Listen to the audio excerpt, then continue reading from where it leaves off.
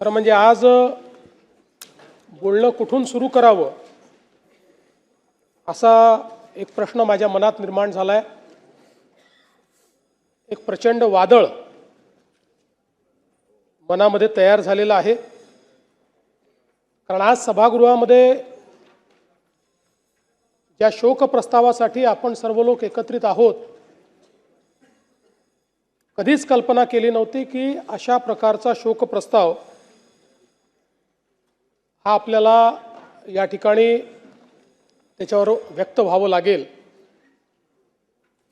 खरं म्हणजे सहज बाजूला नजर गेली तर नेहमीच खुर्चीत दादा असायचे आणि सभागृहामध्ये तर सुरुवातीपासून तर रात्री उशिरापर्यंत कितीही काळ सभागृह चाललं तरी आपल्या जागी बसलेले दादा हे आपल्याला या ठिकाणी पाहायला मिळायचे। आज दुर्दैवाने ते आपल्यामध्ये नाहीत, याची निश्चितपणे खंत आहे। खरं तर यावर्षी दादांनी 12वा अर्थसंकल्प मांडला असता, पुढच्या वर्षी 13वा अर्थसंकल्प मांडून बॅरिस्टर शेषरावजी वानखेडे यांचा जो विक्रम आहे त्याची बरोबरी केली असती आणि कदाचित पुढच्या काळामध्ये महाराष्ट्राच्या इतिहासात सर्वाधिक अर्थसंकल्प मांडणारे अर्थमंत्री म्हणून दादांचं या ठिकाणी कार्य राहिलं असतं। पण अचानकपणे दादा आपल्यातनं निघून गेले आणि यावेळी हा अर्थसंकल्प मांडण्याची जबाबदारी या ठिकाणी माझ्यावर आली। खरं म्हणजे अर्थसंकल्पाच्या संदर्भात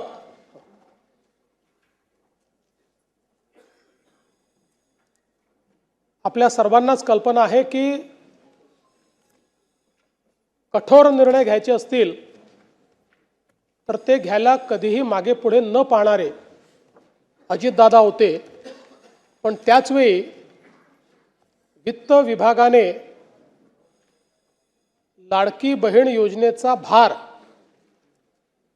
हा अर्थसंकल्पावर फार मोठ्या प्रमाणात पडेल आणि म्हणून याचा पुनर्विचार करावा असं सुचवल्यानंतर देखील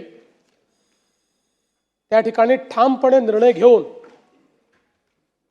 तो विषय मंत्रिमंडळापुढे आणण्याचं काम करणारे देखील अजितदादा होते। आणि आपल्या सगळ्यांना आठवतं की लाडकी बहीण योजनेनंतर अजितदादांनी गुलाबी जॅकेट घालणं सुरू केलं होतं आणि आम्हालाही सगळ्यांना ते जॅकेट घालायला लावलं होतं। आता या सगळ्या गोष्टी केवळ आठवणींमध्ये आहेत आणि म्हणून मला असं वाटतं की संपूर्ण सभागृह अत्यंत या परिस्थितीमध्ये दुःखी आहे। खरं तर अशा प्रकारचा प्रस्ताव मांडणं एक घटनात्मक जबाबदारी देखील आहे। पण मला असं वाटतं की माझ्याकरता एक अत्यंत भावनिक अशा प्रकारचा देखील हा प्रसंग आहे।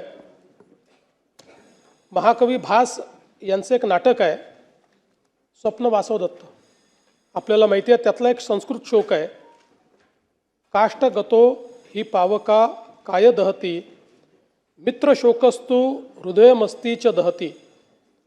याचा अर्थ असा आहे की लाकूड जळते तेव्हा तो अग्नी केवळ शरीर जाळतो, पण मित्रशोक हा हृदय आणि अस्थिलाही अर्थात आपल्या अंतस्थ आत्म्यालाही जाळतो। अजितदादांसारख्या एका सच्च्या मित्राचा सहप्रवासाचा असा मृत्यू होणं ही खरं म्हणजे केवळ राजकीय हानी नाही तर आपल्या सर्वांच्याच अंतःकरणाला प्रचंड वेदना देणारी अशा प्रकारची बाब आहे। आपण असं म्हणतो की काही गोष्टींवर काळ केवळ हे औषध असतं, पण तरी देखील कितीही काळ गेला तरी काही वेदना या मात्र कमी होत नाहीत। अशा प्रकारची निश्चितपणे एक वेदना असणार आहे। आपण अनेक वेळा राजकीय नेत्यांच्या निधनानंतर पोकळी निर्माण झाली अशा प्रकारचं वक्तव्य करतो। खरं म्हणजे ज्यावेळी एखादा ज्येष्ठ नेता आपल्यातनं ते निघून जातात अनेक वर्ष त्यांनी काम केलेलं असतं, त्यावेळी त्यांच्या निधनाने त्यांची कमतरता जाणवते, ती पोकळी नसते. पण ज्यावेळी अजितदादांसारखा एक व्यक्ती जो राजकीय क्षेत्रामध्ये स्थिरावलेला आहे, ज्यांनी राजकीय क्षेत्राला वेगवेगळ्या पद्धतीनं पादांकरात केलं आहे, ज्यांनी राजकीय क्षेत्रामध्ये आपलं स्वतःचं अस्तित्व नेतृत्व निर्माण केलं आहे आणि ज्या व्यक्तीकडे समाज आणि संपूर्ण क्षेत्र भविष्याच्या दृष्टीनं पाहत आहे, असा व्यक्ती ज्यावेळेस निघून जातो त्यावेळी खऱ्या अर्थानं पोकळी निर्माण झाली हा जो शब्द आहे, त्या शब्दाची व्याख्या काय आहे ही आपल्याला लक्षात येते. कारण तो असा क्षण असतो की ज्यावेळी आपल्याला लगेच लक्षात येतं की आता अशा प्रकारचे अजितदादा दुसरे होऊ शकत नाही. त्यामुळे ही जी पोकळी आहे ही पोकळी भरून काढणं हे अत्यंत कठीण आहे. आणि म्हणून मला असं वाटतं की खऱ्या अर्थानं त्यांचं अकस्मात निधन हा आपल्या सर्वांकरता एक धक्का देखील त्या ठिकाणी आहेच. खरं म्हणजे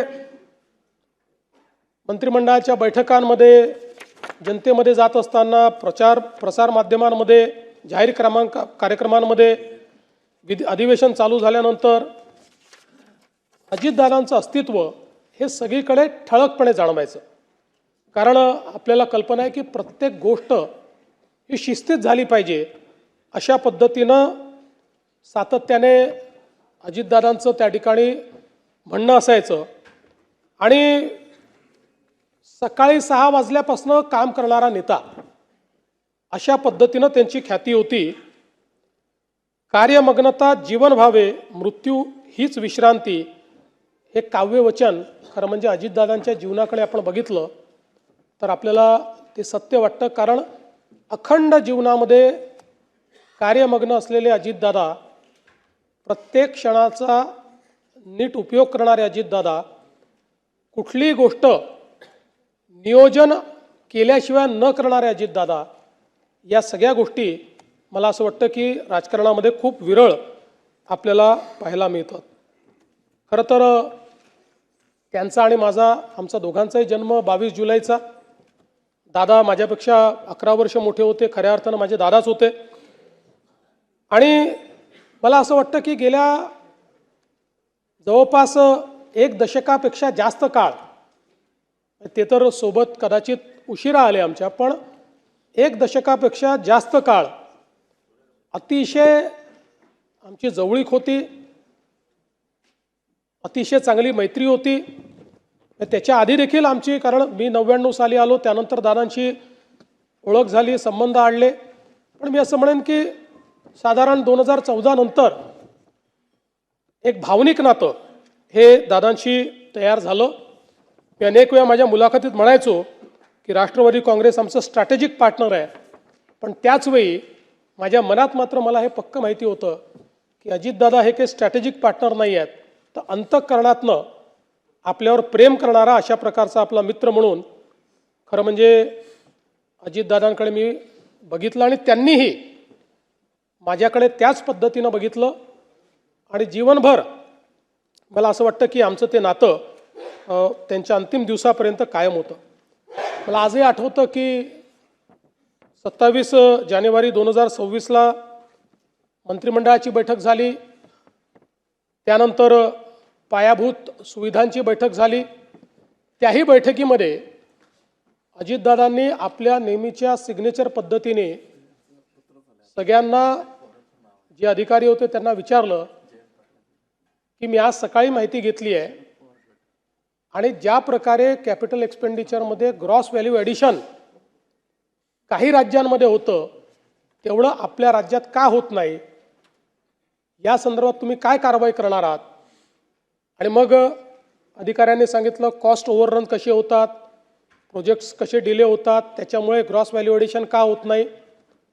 त्यानंतर मग सार्वजनिक बांधकाम विभागाचं एक प्रेझेंटेशन झालं, त्यात त्यांनी त्यांच्यावर 700 कोटी रुपयाची डिक्री ही जी न्यायालयाने केली होती ती कशी त्यांनी त्या ठिकाणी उच्च न्यायालय, सर्वोच्च न्यायालयातनं डिक्री त्या ठिकाणी कॅन्सल केली आणि ज्यांनी डिक्री आणली त्यांच्यावरच कसा फाईन झाला अशा पद्धतीचं प्रेझेंटेशन केलं, त्यावर दादा गमतीने असं म्हणाले, पुढच्या वेळेसपासून असेच तुम्ही फक्त प्रस्ताव या ठिकाणी आणत जा. आणि ती सगळी बैठक आम्ही संपवली. त्यानंतर माझ्या अँटी चेंबरला आम्ही गेलो. दादांचं काम हे 10-15 मिनिटाचं असायचं, त्याच्यावर नाही. दादांची एक सवय होती, कुठलंही काम हे त्यांच्या कागदावर लिहिलेलं असायचं. 2-3 ओळींमध्ये काय बोलायचं हे लिहिलं असायचं आणि ते परफेक्ट तेवढंच आपल्या कामाचं दादा बोलायचे. त्यामुळे ते कामाचं एक 5-10 मिनटं झालं. त्यानंतर 30-40 मिनटं आम्ही वेगवेगळ्या विषयांवर, भविष्यात काय, बजेटमध्ये काय, अशा गप्पा मारल्या. जवळपास पावणे 1 तास आम्ही त्या ठिकाणी एकत्रित होतो. आणि त्यानंतर दादा त्या ठिकाणून गेले. त्यावेळेस खरं म्हणजे ही पुसटशीही कल्पना नव्हती की कदाचित तीच आपली शेवटची भेट ही दादांशी ठरेल. आणि दुर्दैवाने तसंच झालेलं आपल्याला पाहायला मिळालं.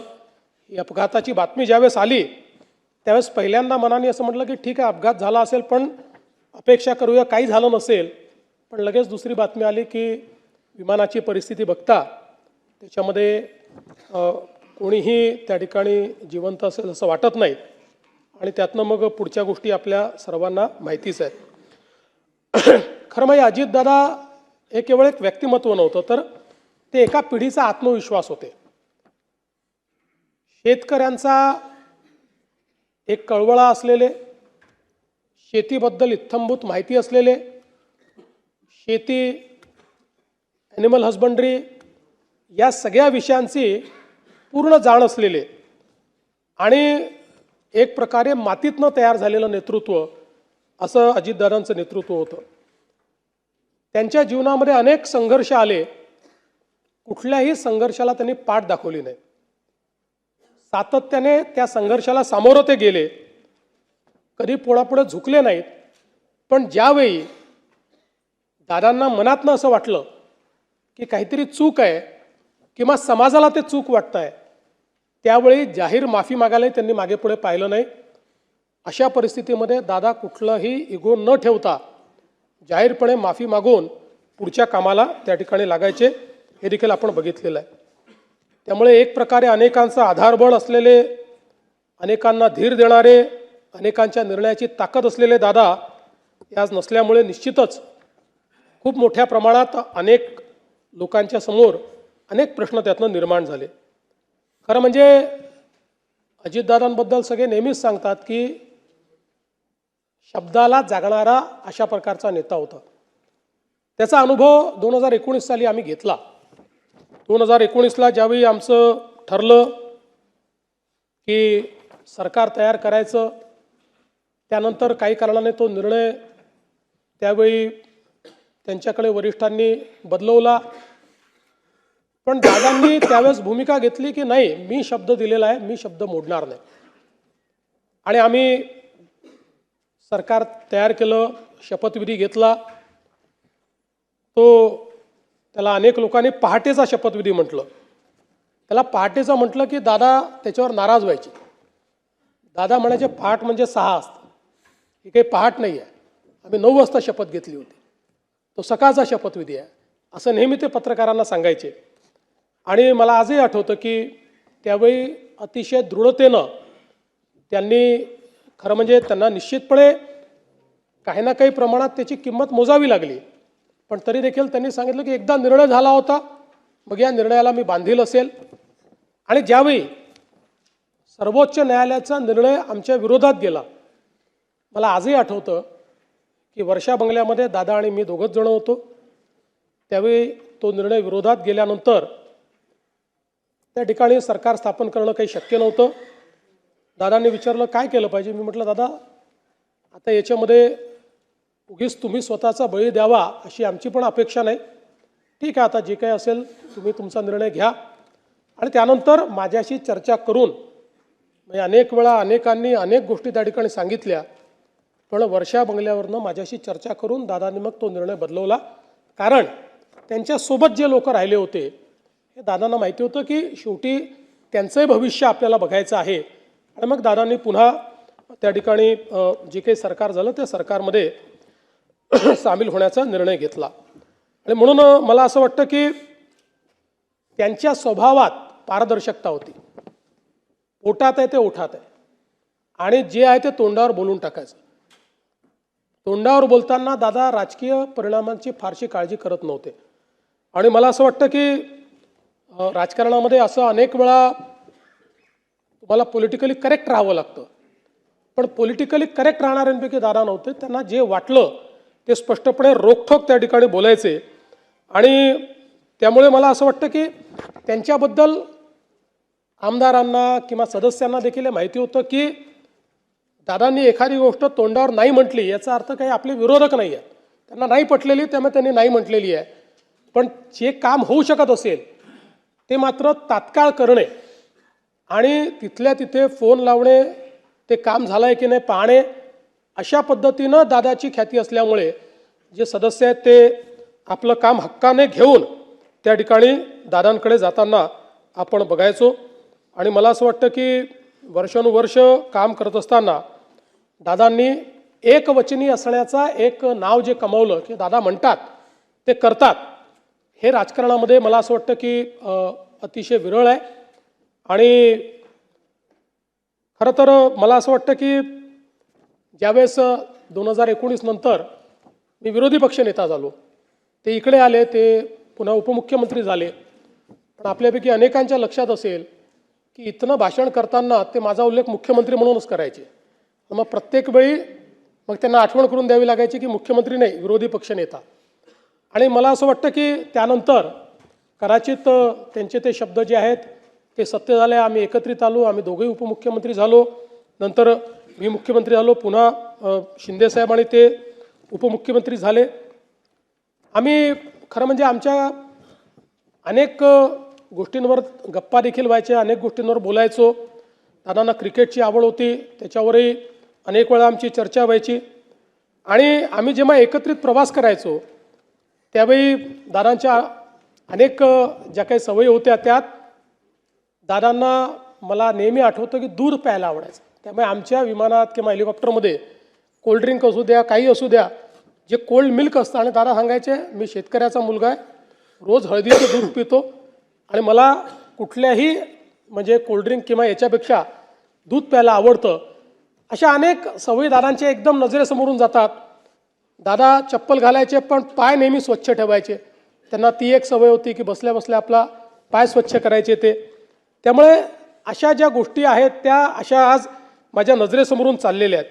पण मला असं वाटतं की त्यांच्या काही सवयी ज्या होत्या या इतक्या महत्त्वाच्या होत्या. त्यातली सगळ्यात महत्त्वाची सवय म्हणजे त्यांचा वक्तशीरपणा. कधीही कुठल्याही ठिकाणी 1 मिनिटं आधी पोचायचं म्हणजे पोचायचं. ज्यावेळी आम्ही तिघं होतो, शिंदेसाहेब मुख्यमंत्री होते, मी उपमुख्यमंत्री होतो, दादे उपमुख्यमंत्री होते. 12 वाजताचा कार्यक्रम असेल तर दादा 11:59ला पोचणार, मी 12:05ला पोचणार आणि शिंदेसाहेब थोड्या वेळेमध्ये, नाही एवढं नाही पण एक 15-20 मिनटं अजून ते मागे पुढे. पण कधीही, आणि मी तर कमीत कमी शिंदेसाहेब किती वाजता निघतायत हे बघून मी त्या ठिकाणी कार्यक्रमात पोचायचो. पण दादा 12चा कार्यक्रम कोणाला याला किती वाजू द्या, दादा 11:59ला पोचणार म्हणजे पोचणार. आणि मला असं वाटतं की ही त्यांचं वक्तशीरपणा, म्हणजे सकाळी 9ची बैठक असेल, त्यांनी बोलवली असेल तर अधिकाऱ्यांना माहिती असायचं की 8:59ला दादा खुर्चीवर असणार, त्यामुळे त्याच्या आधी आपण पोचलं पाहिजे. मंत्रालयामध्ये कुठल्याही अधिकाऱ्यांपेक्षा लवकर पोचणारे दादा होते. मला असं वाटतं की मंत्रालयाची सुरुवातच दादा करायची आणि सकाळी 9 वाजता मंत्रालयात आपल्या चेंबरमध्ये जाऊन दादा बसायचे. तिथे मिटिंगा घ्यायचे, त्यांचं कामकाज करायचे. आणि म्हणून कधीही कामकाज अडलेलं आहे, फाईल थांबलेली आहे, दादा उपलब्ध नाही म्हणून निर्णय होत नाही असं कधी झालं नाही. एखादा निर्णय जर त्यांना पटला नाही तर मात्र त्या ठिकाणी ते स्पष्टपणे सांगायचे, फाईल थांबवायचे, चर्चा करायचे. पण आपलं जे काम आहे ते काम मात्र ते सातत्याने करायचे. आणि दुसरा त्यांचा स्वभाव होता की मंत्रिमंडळात किती विषय असले तरी प्रत्येक विषयाचा नीट अभ्यास करून दादा यायचे. प्रत्येक विषयाची एक नोट त्यांच्याकडे असायची आणि त्या विषयात जर काही किंतु परंतु असेल तर तो किंतु परंतु त्या ठिकाणी ते मांडायचेच. आणि अनेक वेळा अगदी साधे विषय जे असायचे की ज्याच्यावर चर्चेची गरज नाही, सचिव उभा राहिल्याबरोबर दादा म्हणायचे ठीक आहे मान्य आहे, आणि दादांनी मान्य आहे म्हटल्यानंतर तो विषय सगळ्यांना मान्यच असायचा. त्यामुळे मला असं वाटतं की ही देखील एक क्वालिटी त्यांची होती की नीट विषयाचा अभ्यास करून, आणि नुसता अभ्यास करून नाही तर त्या प्रत्येक मंत्रिमंडळातल्या विषयाची 4 ओळींची नोट ही नेहमी दादांजवळ असायची की जी ते मांडायचे, आणि त्यातनं त्यांचं एखाद्या विषयावरची जी पकड आहे ती पकड आपल्याला त्या ठिकाणी पाहायला मिळायची. खरं म्हणजे दादांच्या संदर्भात अनेक लोक अनेक गोष्टी सांगू शकतील. त्यांच्या वक्तशीरपणाबद्दल देखील अनेक या ठिकाणी आपल्याला गोष्टी सांगता येतील. पण हे सगळं होत असताना वरकरणी दादा अतिशय कडक अशा प्रकारचे वाटायचे.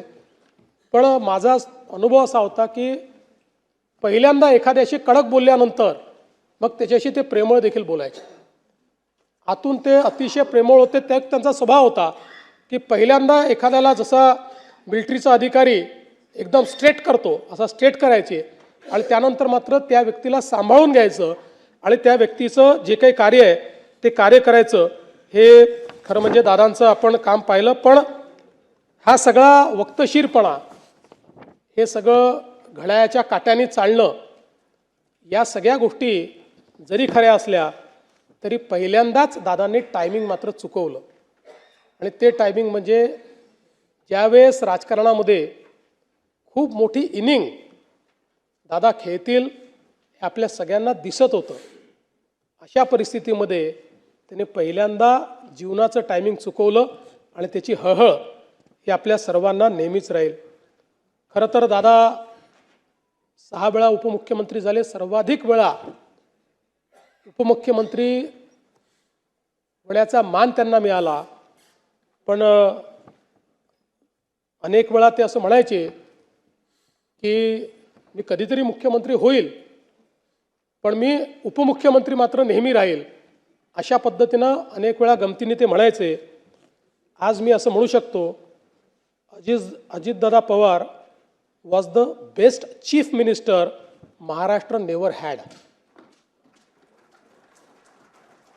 एक जो चांगला मुख्यमंत्री महाराष्ट्राला मिळू शकला असता तो अजितदादांच्या रूपानं आता आपल्यामध्ये नाही. आणि मला विश्वास आहे की शेवटी कधीतरी त्यांचं स्वप्न देखील नियतीने पूर्ण केलं असतं. त्यांच्यात ती क्षमता निश्चितपणे होती. शेवटी राजकारणामध्ये वेगवेगळ्या प्रकारचे गणितं असतात, पण क्षमतेचा जर विचार केला तर मुख्यमंत्री पदाकरता पूर्णपणे क्षमता असलेलं नेतृत्व अजितदादांचं होतं. खरं तर मी असं म्हणेन की राजकारणामध्ये आपल्याकडे अनेक नेते आहेत, अनेक दादा आहेत, आणि सगळ्याच दादांनी चांगलं काम केलं आहे. पण महाराष्ट्रामध्ये वसंतदादा आणि अजितदादा ही 2 नावं अशी आहेत की ज्यांना दादा म्हणून नेहमीच महाराष्ट्र हा त्यांच्या कामाकरता या ठिकाणी लक्षात ठेवेल. दादांनी सुधाकरराव नाईकांच्या मंत्रिमंडळात ज्यावेळेस काम केलं त्यावेळी खरं म्हणजे सुरुवातीच्या काळामध्ये जेव्हा दादा मंत्री झाले त्यावेळी थोडा त्यांचा स्वभाव अबोल होता, किंवा नेमकं तेवढं काम करायचं अशा प्रकारचा त्यांचा स्वभाव होता. त्यामुळे पहिल्यांदा लोकांचा दृष्टिकोन असा होता की एका मोठ्या घराण्यातला माणूस आहे, हा मंत्री झालेला आहे. पण त्यानंतर ज्यावेळेस दादांनी काम करणं सुरू केलं आणि विशेषतः सुधाकररावांच्या मंत्रिमंडळामध्ये त्यांनी ज्यावेळेस काम सुरू केलं, खरं तर सुधाकरराव त्यानंतर त्यांच्या प्रत्येक वाक्यागणित अजितदादांचं नाव घ्यायचे. आणि त्यातनं अजितदादांचा परिचय हा काम करणारा नेता म्हणून, काम करणारा मंत्री म्हणून या महाराष्ट्राला झाला. आणि मला असं वाटतं की त्यानंतर मात्र त्यांनी जी स्वतःची ओळख निर्माण केली, कारण आपल्याला माहिती आहे की ते पहिले लोकसभेवर गेले, पण त्यानंतर पवारसाहेबांना तिकडे जायचं होतं, त्यामुळे दादा विधानसभेवर आले. आणि त्यानंतर मात्र 8 वेळा निर्विवादपणे प्रचंड मतांनी आणि वेगवेगळे रेकॉर्ड करत बारामती मतदारसंघातनं दादा हे सातत्याने विधानसभा जिंकतच राहिले. बारामतीचा अपराजित नेता म्हणून दादांकडे आपण पाहतो. जनतेचं जे प्रेम दादांना मिळालं ते निश्चितपणे मला असं वाटतं की कुठल्याही नेत्याकरता त्यापेक्षा मोठा दुसरा कुठलाही ठेवा हा असू शकत नाही. आपल्याला या ठिकाणी माहिती आहे की विकास प्रकल्पांच्या बाबतीत दादा नेहमी सकारात्मक असायचे. त्यांचा मूळ पिंड हा विकास झाला पाहिजे, प्रोजेक्ट झाले पाहिजे आणि विरोधी पक्षात असतानाही विरोधाला विरोध न करता त्यांच्यामध्ये ही हिंमत देखील होती की एखादा जर चांगला प्रकल्प असेल तर त्याला विरोधी पक्षात असताना देखील म्हणजे मी मुख्यमंत्री असताना देखील अनेक वेळा अनुभव घेतला की थेट त्याला त्यांनी या सभागृहात ते बोलायचे की ठीक आहे बाकी गोष्टी सोडून द्या, हे बरोबर आहे.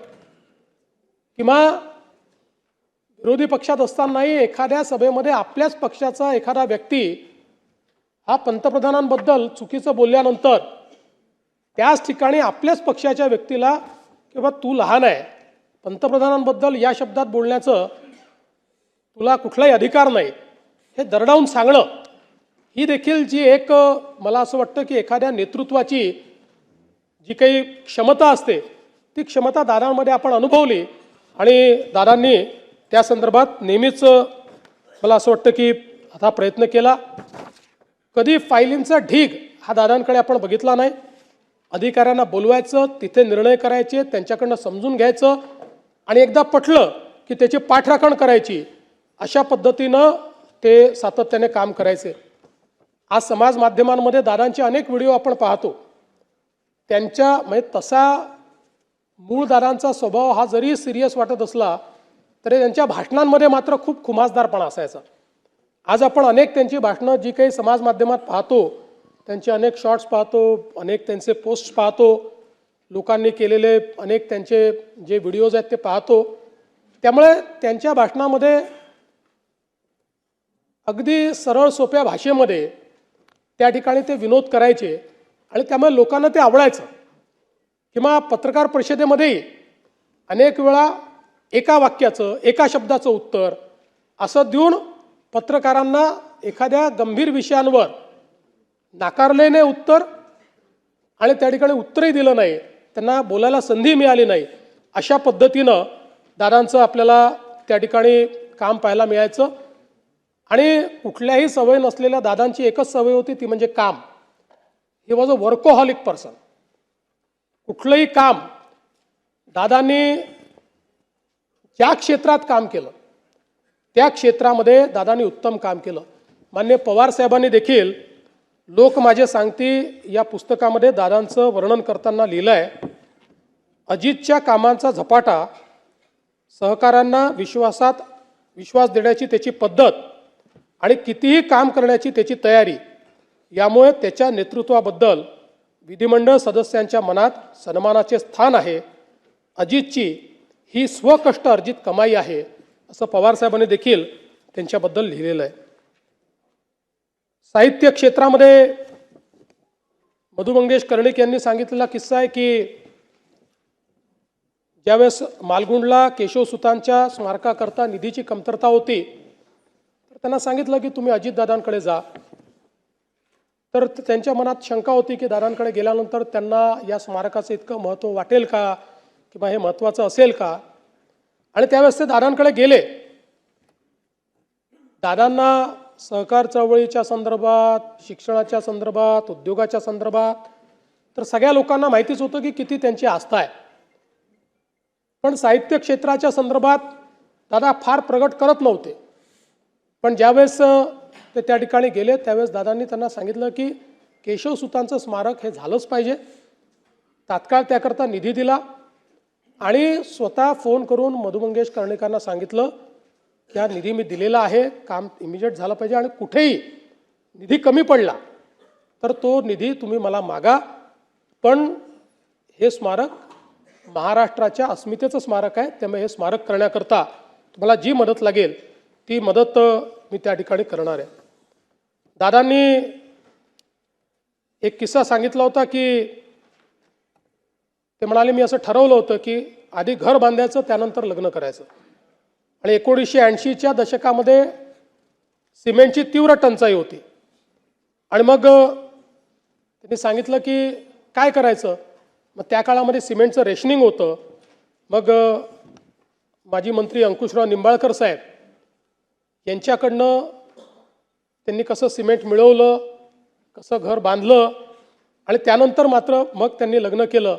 अशा अनेक त्यांच्या जीवनातले गोष्टी छोट्या छोट्या गोष्टी आहेत, पण त्यातनं ते कसे दृढ निश्चयी होते की एकदा जे ठरवलं ते करायचंच, अशा पद्धतीनं त्यांचं खरं म्हणजे कार्य होतं. मला आजही आठवतं की लोकसभेच्या निवडणुकीमध्ये ज्यावेळी आम्हाला कमी सीट्स मिळाल्या, महाविकास आघाडीला चांगला विजय त्या ठिकाणी मिळाला.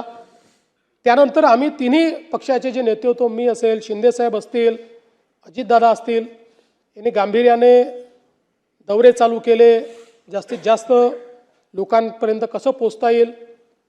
शिंदेसाहेब आणि मी तर दौरे करत होतो, पण मी असं म्हणेन की त्या काळामध्ये सर्वात जास्त फिरलेले अजितदादा होते.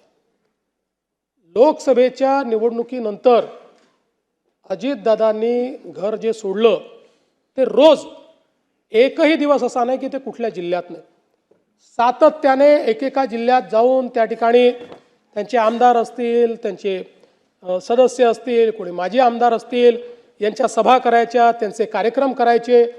त्यातनं त्यांनी पक्षाला एक कॉन्फिडन्स हे देण्याचं काम त्या ठिकाणी केलं.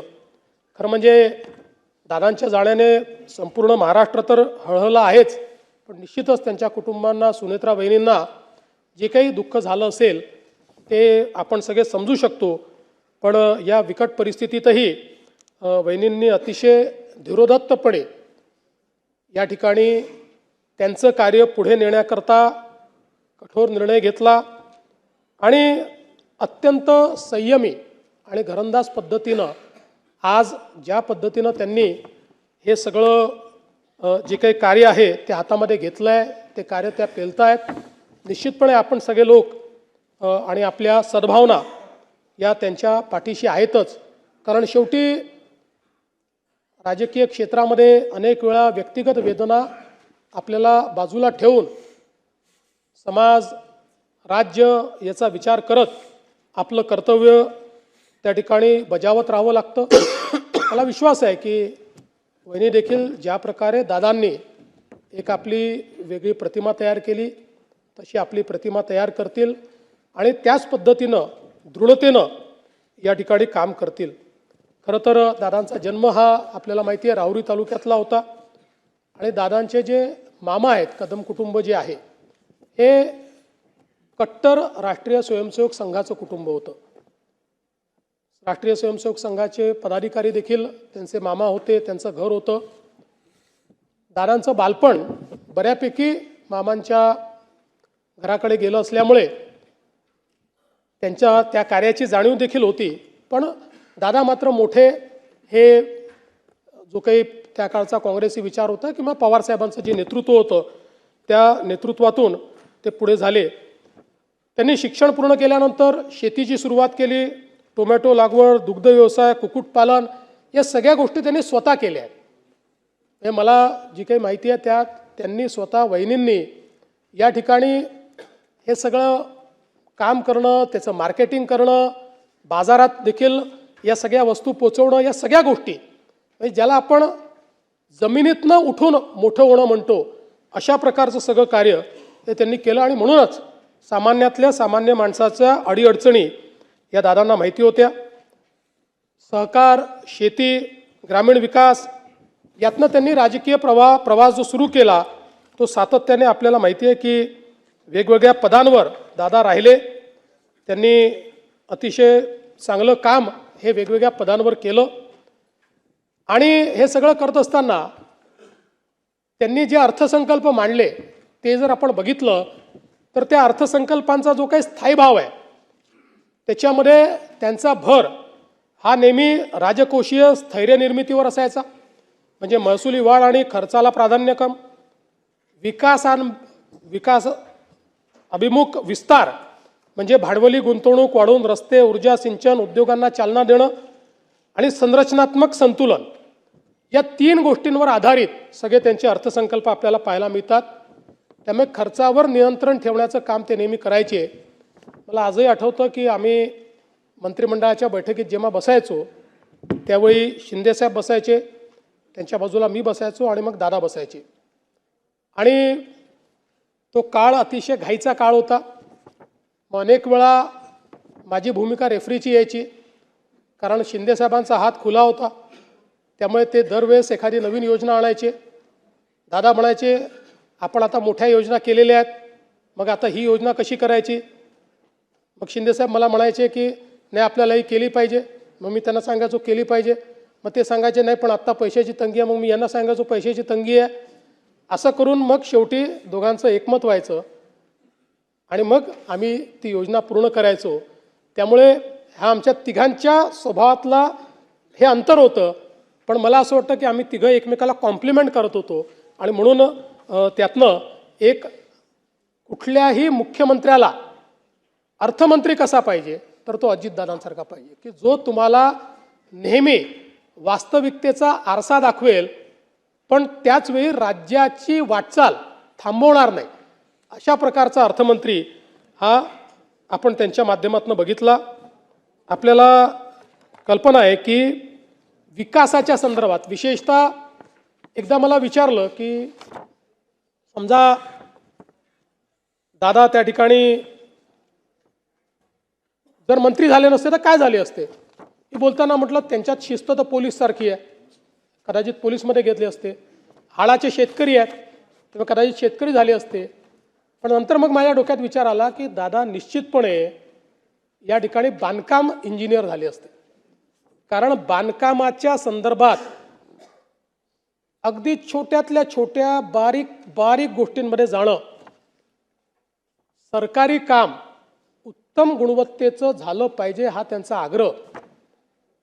सकाळी 6 वाजता साईटवर जाणार, सगळ्या अधिकाऱ्यांना बोलवणार आणि त्यातल्या छोट्या छोट्या गोष्टी शोधून काढणार. हे असं काय, हे तसं काय, हे काय वापरलं आहे, याची किंमत किती आहे. आणि म्हणून जी जी बांधकामं दादांच्या देखरेखीखाली झाली आपण जर बघितली तर एक सरकारी बांधकामाचा खाक्या असतो, त्या खाक्यातली ती बांधकामं वाटत नाही. ती बांधकामं ही एखाद्या खाजगी बांधकामाला लाजवतील अशा प्रकारची बांधकामं आहेत. आणि कधीकधी दुर्दैव काय असतं बघा की दादांनी स्वतः पाठपुरावा करून ज्या मेडिकल कॉलेजची वीट ठेवली, दुर्दैवाने शेवटी त्यांचा देह त्याच मेडिकल कॉलेजमध्ये आपल्याला न्यावा लागला. यापेक्षा मला असं वाटतं दुर्दैवी अजून काही असू शकत नाही. त्यांचा दर्जा आणि सौंदर्यसृष्टी ही खरोखर अतिशय चांगली होती. खरं तर कोविडच्याही अभूतपूर्व संकटामध्ये दादा पूर्णपणे मैदानात होते.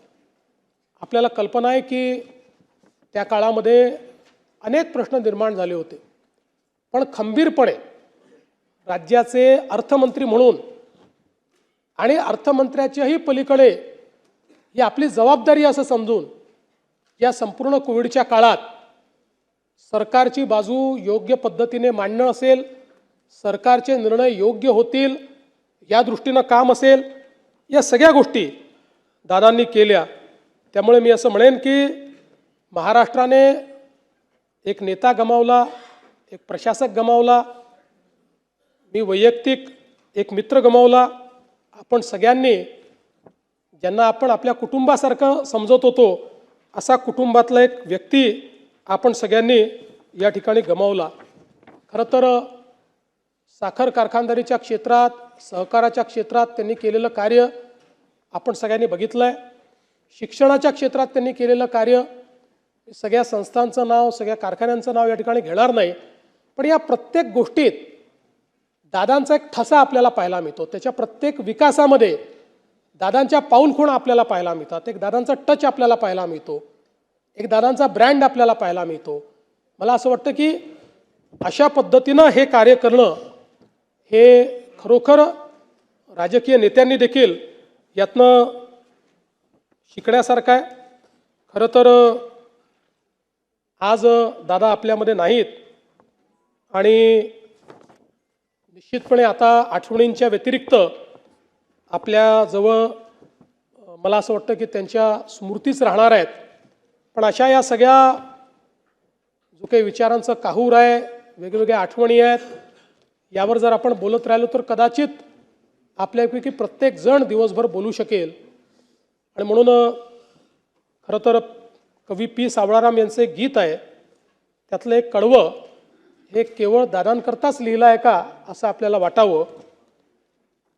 जनसेवेचे बांधून कंकण, त्रिभुवन सारे घेईन जिंकून, अपूर्व आपुले दृढसिंहासन, नित भिजतो मानवतेला, जो आवडतो सर्वांना तोची आवडे देवाला. मला असं वाटतं की हे कदाचित दादांकरताच लिहिलं आहे असं आपल्या सर्वांना जाणवावं.